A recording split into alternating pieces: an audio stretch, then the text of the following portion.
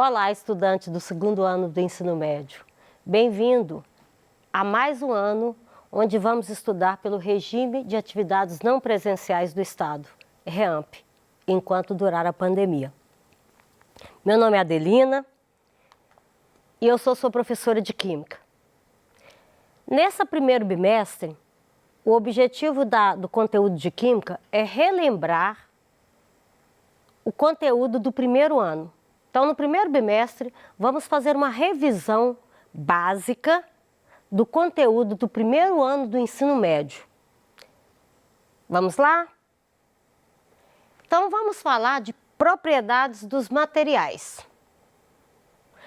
Antes de você começar a estudar o conteúdo do PET, uma dica: vá juntamente com seu professor na primeira página, veja o nome do conteúdo, veja quais as habilidades que você precisa desenvolver com o estudo desse conteúdo. Só estude o conteúdo sabendo aquilo que você precisa aprender, tá? Por exemplo, habilidade fundamental para o seu estudo do primeiro ano e da continuidade ao segundo ano: saber identificar temperatura de fusão e de ebulição, densidade e solubilidade dos materiais como propriedades específicas.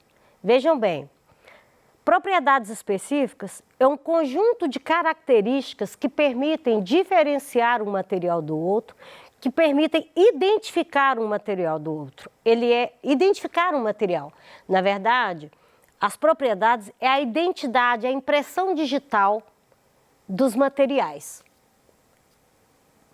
No entanto, temperatura de fusão, temperatura de ebulição, densidade e solubilidade, você precisa saber sobre elas no final do seu estudo de Química do primeiro bimestre. Outra habilidade essencial: diferenciar misturas de substância. Lembrando que substância tem propriedades definidas, mistura é formada por duas ou mais substâncias e não possui propriedades definidas.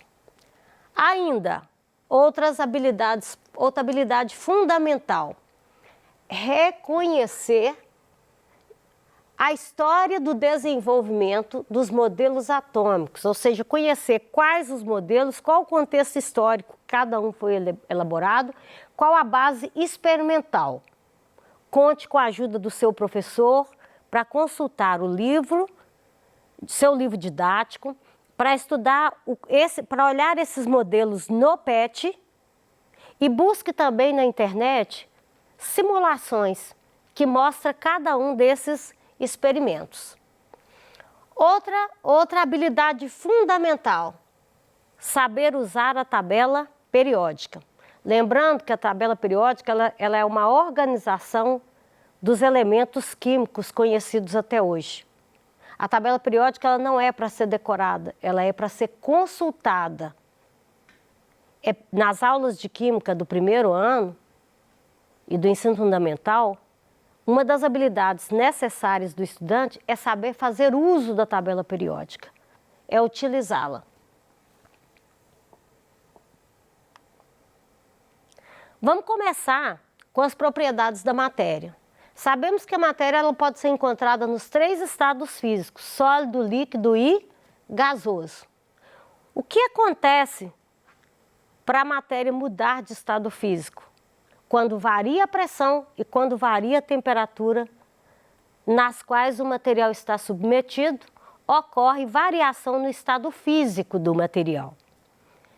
E como que a teoria das partículas explica essa mudança de estado físico e as características do material em todos esses estados físicos? No estado sólido, as partículas estão altamente organizadas, ao contrário do estado gasoso, que as partículas estão totalmente desorganizadas e bastante distantes umas das outras.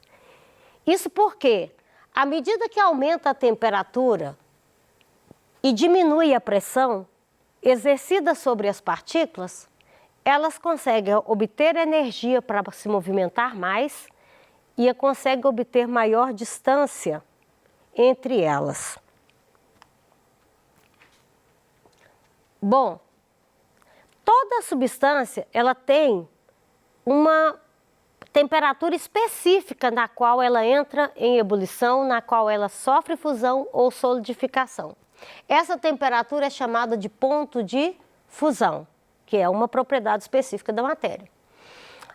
Toda substância também tem uma temperatura específica na qual ela muda de estado físico, ela começa a ferver, ela entra em ebulição ou ela começa a sofrer condensação. Isso é denominado de ponto de fusão e ponto de fusão e ponto de ebulição, que são propriedades específicas dos materiais. Uma das habilidades do seu PET é usar tabelas e gráficos para apresentar resultados experimentais. Então, vamos analisar um experimento aqui, que é uma curva de aquecimento da água. Se pegamos a água no estado sólido, o gelo, abaixo de 0 grau, na temperatura, na pressão de 1 atmosfera, quando atingir 0 graus, o gelo vai começar a derreter. Durante todo esse tempo, a água vai coexistir na fase sólida e na fase líquida. Percebam que a temperatura permanece constante. Aqui a gente fala que nós temos o ponto de fusão da água. Está toda no estado líquido, a temperatura volta a subir. Quando ela começa a ferver, vai coexistir nos dois estados físicos e enquanto existir substância dos dois estados físicos, a temperatura permanece constante. Aqui a gente tem o ponto de ebulição da substância. Outro conceito fundamental, diferença entre substância e mistura. Na figura A, percebam que as partículas são todas iguais. Se as partículas são todas iguais, esse sistema serve para representar uma substância. No desenho B, na figura B, a gente tem partículas diferentes. Se nós temos partículas diferentes, podemos dizer que temos diferentes substâncias. Logo, o desenho A serve para representar uma substância e o desenho B serve para representar uma mistura. E qual é o comportamento de uma substância e de uma mistura durante as mudanças de estado físico? Toda vez que nós tivermos uma substância, durante a mudança de estado físico, a temperatura vai permanecer constante. Então, durante a fusão, a temperatura vai permanecer constante, durante a ebulição, a temperatura vai permanecer constante. Logo, as substâncias, elas possuem ponto de fusão e ponto de ebulição fixo a uma determinada pressão atmosférica. Por outro lado, quando a gente tem uma mistura, durante a mudança de estado físico, a temperatura não permanece constante, ela continua subindo. E esse ponto o ponto de fusão das misturas, o ponto de fusão das misturas e o ponto de ebulição das misturas nunca vai ser constante. Por quê? Ele vai depender da quantidade de partículas presente no sistema, tá? Ainda usando os modelos, vamos identificar nesses sistemas quais estão representando substâncias simples, ou seja, as partículas são iguais, quais estão representando substância composta e quais estão representando mistura. Percebam que o 2 e o 3, as partículas são iguais, os agrupamentos de átomos são iguais. Portanto, aqui a gente tem uma substância pura e simples. Já no sistema 1 e no sistema 4, a gente também tem partículas iguais. Essa é igual a essa, essas 4 são iguais. No entanto, elas são formadas por átomos diferentes. Então, aqui a gente tem substância o quê? Composta. Agora, os sistemas 5, 6, 7 e 8, percebam que os agrupamentos são diferentes, ou seja, as moléculas são diferentes. Então, aqui a gente tem mistura. Aqui a gente tem mistura, aqui a gente tem mistura, porque os agrupamentos são diferentes. Então, aqui a gente tem moléculas diferentes, portanto, substâncias diferentes. A outra propriedade fundamental é a densidade. A densidade é a relação entre duas grandezas, a massa e o espaço ocupado por essa massa, ou seja, o volume. Então, a relação entre a massa e o volume de um material ou de uma substância, ela permanece a mesma se eu tiver 1 litro de água ou se eu tiver uma caixa de 1000 litros de água. Por quê? Porque a densidade é a relação, é a quantidade de massa que cabe dentro de um determinado espaço. Esse é o conceito de densidade. Outra propriedade fundamental, solubilidade. Solubilidade de uma substância é a quantidade máxima de uma substância que se dissolve em 100 gramas de um solvente específico a uma determinada temperatura. Então, a solubilidade ela depende do solvente, do soluto e da temperatura. Por exemplo, o açúcar, ele é solúvel em água, mas ele não dissolve no álcool. O cloreto de sódio, sal de cozinha, ele dissolve em água, mas ele não dissolve em álcool, isso a 20 graus. Enquanto outras substâncias, elas possuem uma grande solubilidade em determinado solvente e uma solubilidade muito pequena em outros. É o caso do iodo. Veja, a solubilidade do iodo em água é muito pequena quando comparada com a solubilidade do iodo no álcool. Lembrando que o volume de solvente é o mesmo e a temperatura é a mesma. Bom, fechando as propriedades da matéria, vamos pegar a outra habilidade, que é conhecer a história do átomo, conhecer a história dos modelos atômicos e conhecer os contextos sociais, políticos e culturais que possibilitaram o surgimento do modelo para o átomo e as alterações nesses modelos. Bom, aqui a gente tem o primeiro modelo, que é o modelo de Dalton, 1803. Depois a gente tem o modelo de Thomson. Depois a gente tem o modelo de Rutherford, que é o modelo do sistema solar. Depois o modelo de Bohr. Como que era o modelo de Thomson? Como era o modelo de Dalton primeiro? Vamos, modelo de Dalton, bola de bilhar. O modelo de Thomson, esfera carregada positivamente, mas com partículas negativas incrustadas nela, é o modelo do pudim de passas. O modelo de Rutherford, que é o modelo planetário, ele já fala de 2 regiões do átomo, o núcleo, onde tem as partículas prótons, e uma região enorme em torno do núcleo, que é onde ficam as partículas carregadas eletricamente, ou seja, os elétrons. E o modelo de Bohr, que quantifica e localiza, indica as possíveis localizações dos elétrons na eletrosfera do átomo. Aí, aqui a gente tem um resumo, né? O cientista responsável pelo primeiro modelo atômico, Dalton, que é o da bola de bilhar, a base experimental, ele se baseou em quê para criar o primeiro modelo? No estudo das leis ponderais, no desenvolvimento da ciência moderna experimental. E por que o modelo dele foi alterado? Porque ele não explica a natureza elétrica da matéria. O conhecimento sobre a eletricidade permitiu que Thomson alterasse o modelo de Dalton.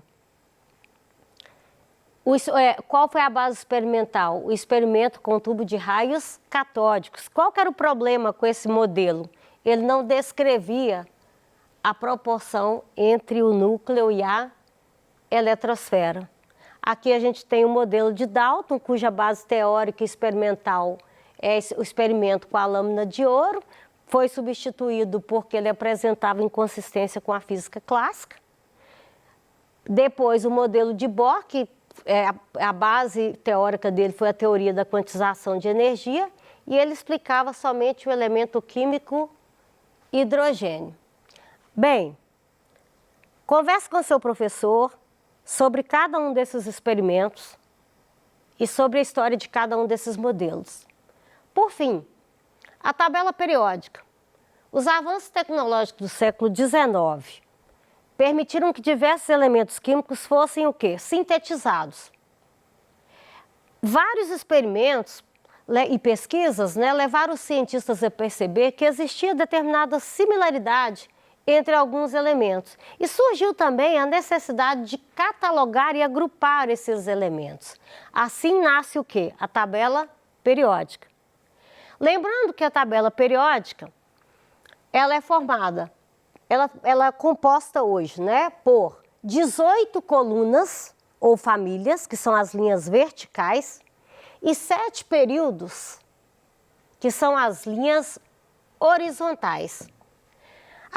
Cada cor da tabela periódica, para você consultar uma tabela periódica, a primeira coisa que você tem que fazer é usar a legenda. A legenda, ela indica, por exemplo, o que significa cada um dos números que estão aqui dentro e o que significa cada uma dessas cores.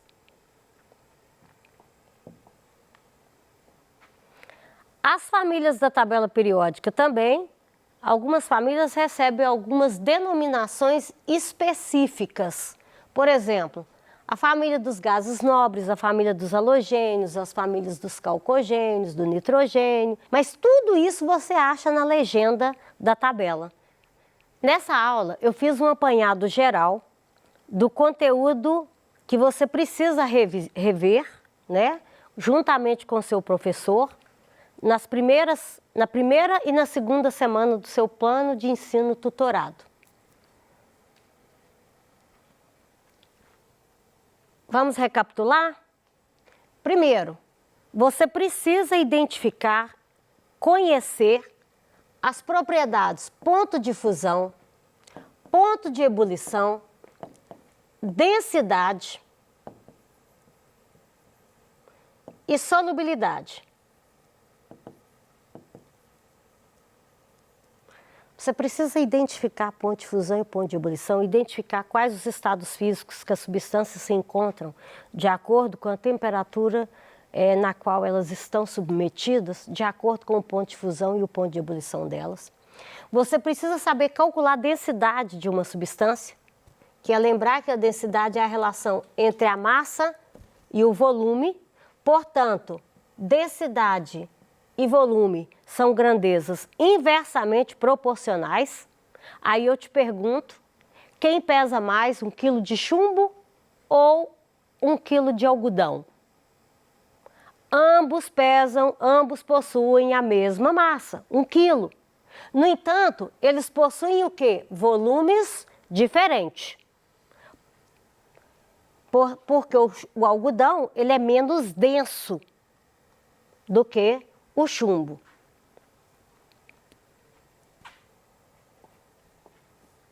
A outra coisa que nós precisamos lembrar é a tabela periódica não é para decorar, a tabela periódica é para consultar. Ela é o seu mapa do ensino de química.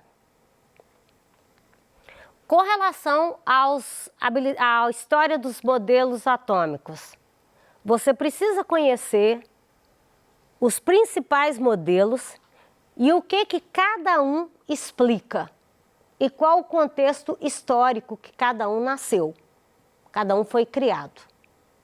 Então, pegamos os principais pontos e as principais habilidades que você precisa desenvolver no seu estudo de Química ao longo desse primeiro bimestre. Conte com a ajuda do seu professor nos seus estudos e até a próxima aula.